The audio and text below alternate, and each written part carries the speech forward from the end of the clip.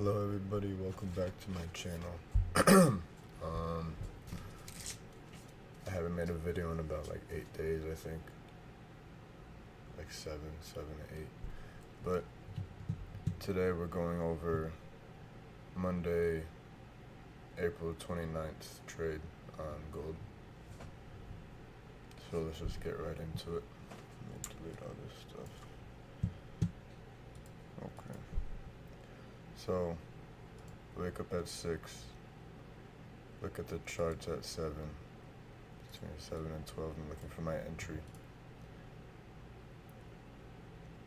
At 7, I mark out the buy stops.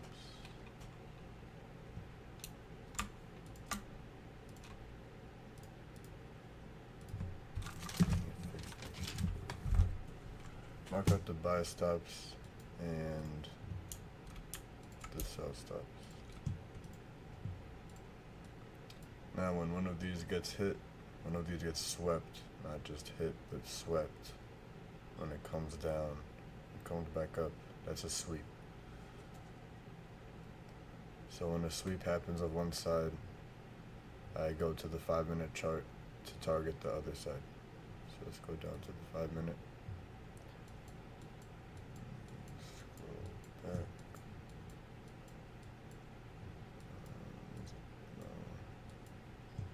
April 29th should be right here. No, that's May. No. Still in May, here we go. Okay. I have a lot of trades to go over. It's okay. So, here it is. There's 7. There's 12. I'm looking to enter sometime here, between this block. If there's no pattern after this block, after 12, then I don't trade for the day. But in this case, there was a pattern. So let me go over it with you.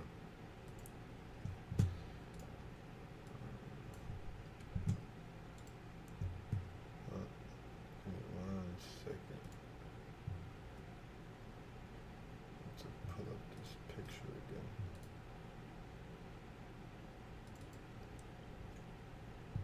Okay. So the pattern I'm looking for, since it's a buy model, looking for this.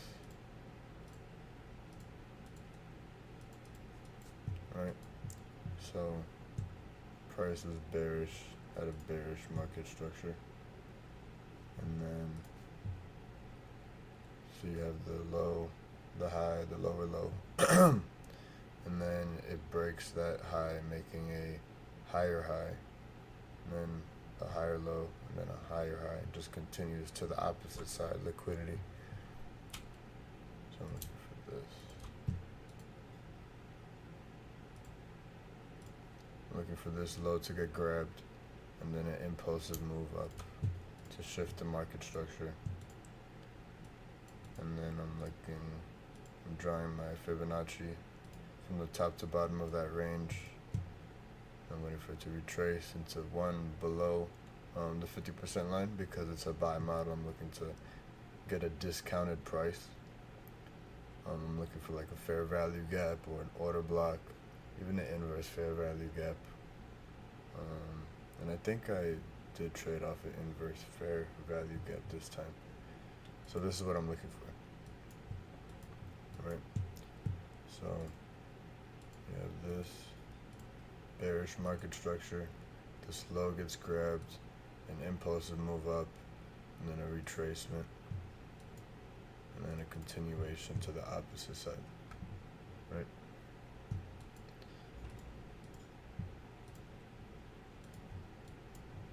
So, actually I want to try this out. I did get a bar replay, let's see what this is like. I haven't used this before, so just bear with me here. This low gets formed, then this low gets swept, right? I think I was going too fast. Here, let me come back so it's a little slower. Okay. low gets made, comes up higher.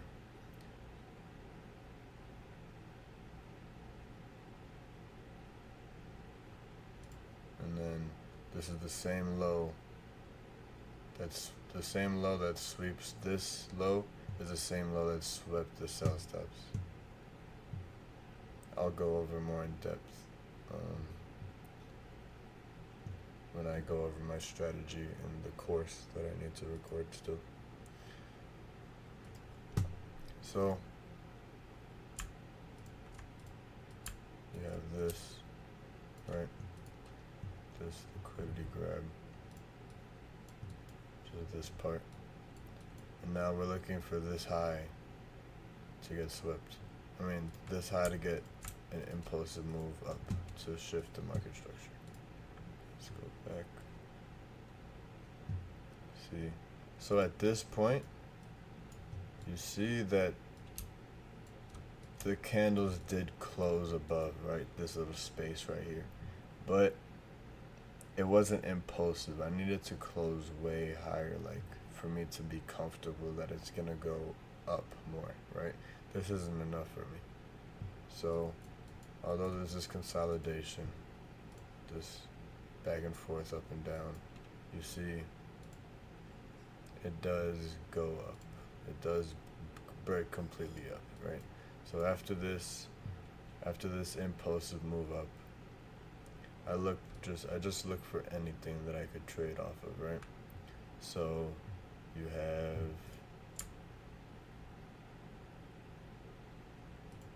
this inverse fair value gap, right?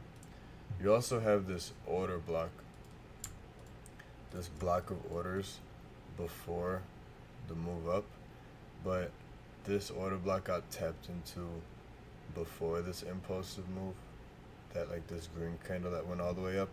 So I wanted to wait for that happen for me to even think about trading off of something. So this order block already got tapped into, so I didn't think about that to trade off of it again. But I looked at this fair value gap, right? So what makes an inverse fair value gap? A regular fair value gap, let's say for this example, this went down, it created this fair value gap that I just marked out with this box. And if it was a regular fair value gap, it would have tapped in and kept continuing, right?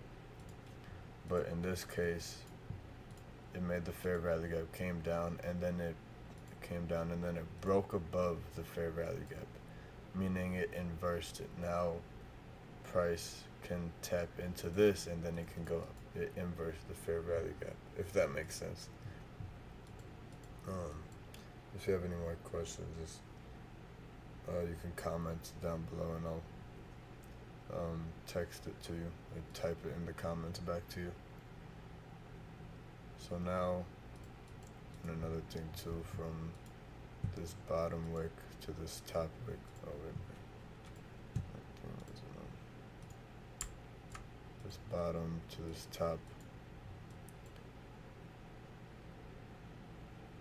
I'm waiting for price to come into here. I think I manually traded this, like I didn't set an order.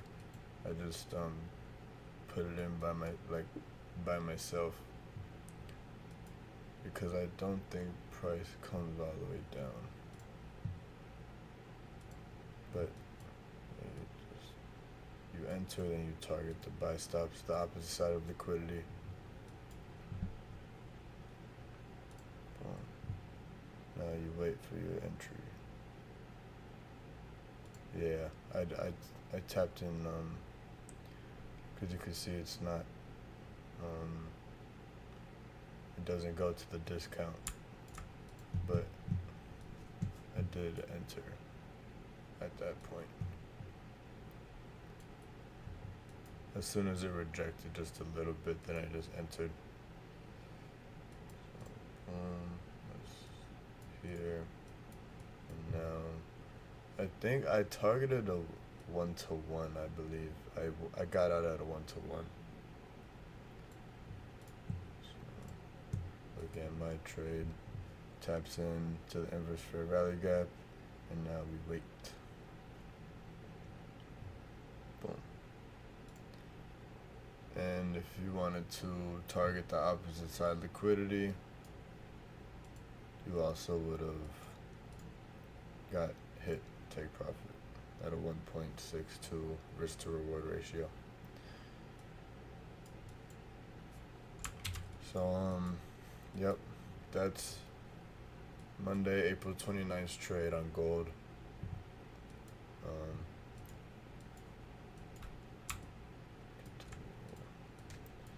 If you have any questions, feel free to comment any question down below, and I'll reply as quickly as I can.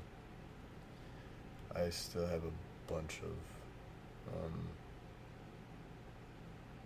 trades to go over. I think I have like 10 more.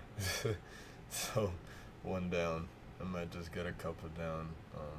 Right now it's 118 or no 122. And yeah, I hope you guys have a good day. Make sure you're being productive. Peace.